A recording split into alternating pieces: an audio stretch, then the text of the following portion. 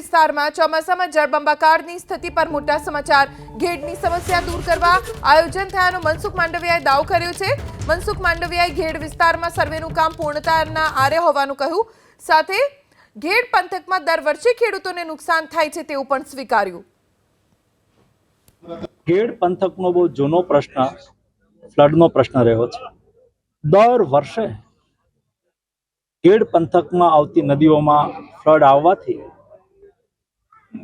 ખેડૂતોનો પાક ધોવાઈ જતો હોય, ગામડામાં પાણી ઘૂસી જતા હોય, પારાવાર મુશ્કેલીઓ પડતી હતી।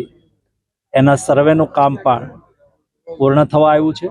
આગામી દિવસોની અંદર ઘેડ પંથકની સમસ્યાઓના કાયમી ઉકેલ માટે પણ આયોજન બન્યું છે, એનો અમલ કરવામાં આવશે। ઘેડ પંથકનો બહુ જૂનો પ્રશ્ન ફ્લડનો પ્રશ્ન રહ્યો છે।